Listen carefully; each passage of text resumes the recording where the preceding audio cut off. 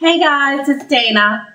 So we have a very exciting video for you today. My good friend Kasch has decided to answer some questions for me. So we're going to do a little interview about her new book, The Cats of Cullowhee Creek. Hi guys, my name's Kasch and I'm an author, and I've written a book that's perfect for October. It's called The Cats of Cullowhee Creek, and it's an eco-thriller, so it would be great if you wanted to read something kind of suspenseful with a little bit of romance in it. It's about a small town in Oregon called Mist, and I just wanted to share a few things about my story with you. So, Kimbra, what inspired you to write this book?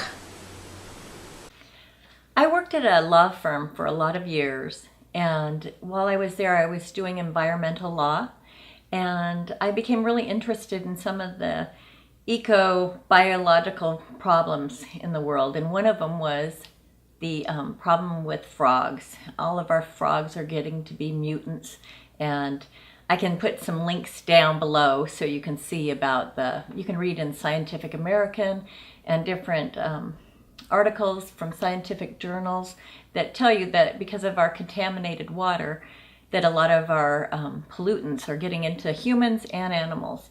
And that inspired me to write my eco-thriller, The Cats of Cullowhee Creek. If you could bring one of your characters to life, who would it be and why? Did you see my cover? You see this guy? He's gorgeous. And then in the story, he's supposed to be perfect. So I think if I was going to bring anyone to life, it would be Kyle. He's got movie star looks, and he's willing to risk everything to save the girl he loves. So I think those are some good reasons to bring Kyle back. I can't wait to read this book.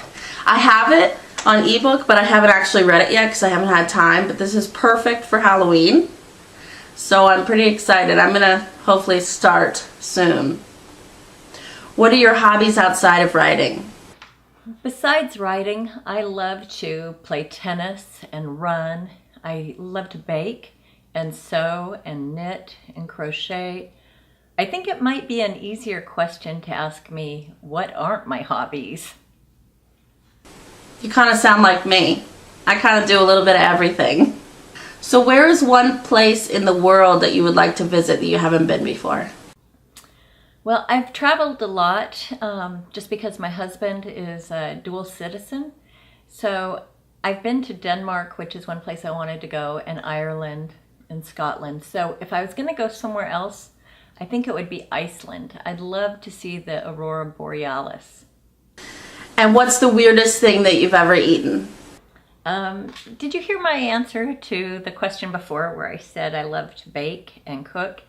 I think that some of my weirdest things I've ever eaten were experiments that I did myself. When I was a kid, I would take sugar and salt and make all sorts of different recipes. Or maybe I should call those eco-thriller kind of things themselves. Those would probably, I remember once I made some black cookies, and it wasn't because they were burnt. So I remember eating those, and I think it would be something I created myself. Do you have any advice for any other writers? My advice to other writers would be to only write if you love to write. Don't write for fame or fortune or to think that you're going to become a celebrity, because it's a rare thing that people make a lot of money. It might be 1 out of 1 million or 1 out of 1 billion people. So if you're going to write, do it because you love it and because you have a story to tell. Kimbra, would you mind reading a portion of your book for us? Yes, I could. Let me see if I have one right here. Oh, yes, I do. So let me just flip to the beginning. And this is it's kind of like a little prologue, which people tell you don't write. But like I said, if you're going to write, write what you love. So this is my prologue, Leaving Mist. The covers jerked off my body. A hand slipped over my mouth and pressed down tight, covering my lips so I couldn't scream. I opened my eyes. Mom, I tried to say the word, but it was trapped behind her hand. I looked up into her face. Holding a finger in front of her lips, she mouthed shh. But it wasn't the word I noticed. It was the wild look in her eyes that grabbed my attention. She stepped back. I pushed myself up to the edge of the bed to look at the clock on the nightstand. The white letters against the black background read 3 a.m. Mom waved her hand frantically, motioning me to get up and get moving. I did as she asked, without saying a word. She handed me my workout bag, stuffed to the top with what I assumed were clothes, and shoved my tennis shoes into my hands. I slipped them over my bare feet as she wrapped a coat around my shoulders and nodded toward the hall. I followed after her. We tiptoed through the house, careful not to make a sound. Mom pointed toward the door, the keys dangling from her fingertips. I followed her unspoken directions without questioning. I knew this was a dangerous move, but it was our only option. We made our way to the car and crawled inside, just as the porch light came on. Mom shoved the key into the ignition, but the engine didn't turn over. That's when I saw him racing toward us.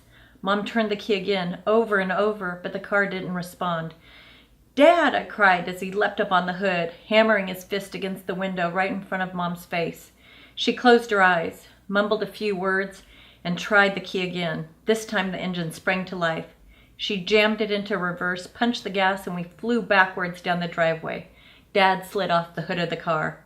He wasn't hurt. I watched as he started to run, chasing after us. My heart pounded inside my chest and my shoulders pinched tight. I looked out at him, but he barely resembled my father. He was changing, turning into something else, right in front of my eyes. His body was melting down. The skin was stretching tight over the thickening mass of muscles until I thought it would split right over his bones. Popping and crackling noises came from somewhere deep inside him and echoed all around me. I heard him growl and saw his lips curl back over his teeth. They flashed in the dim light, looking long and dangerous, like small daggers. He glared at me with something I'd never seen in my father's face before. It looked like rage. Thank you so much for interviewing with me, Cam. I'm sure everybody will find this very interesting, and if you guys want to check out the book, you can get it on Amazon. I'll link everything in the description below. Don't forget to like and comment on this video, and also subscribe for more interviews in the future.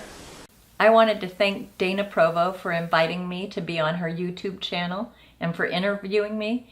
And I also wanted to say you might want to read Bleeding Hearts. That's her story, and that would be another perfect book for October. Thank you.